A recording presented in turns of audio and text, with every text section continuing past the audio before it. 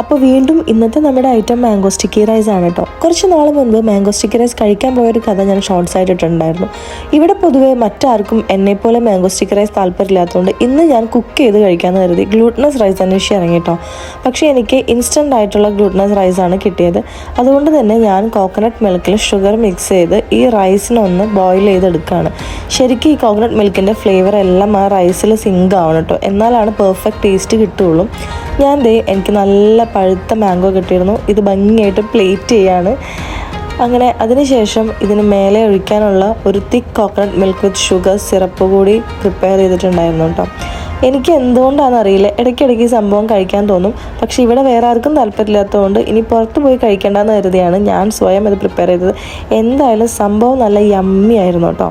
അപ്പോൾ വീണ്ടും അടുത്ത വീഡിയോ ആയി കാണുന്നവരെ ബൈ ബൈ, ടേക്ക് കെയർ.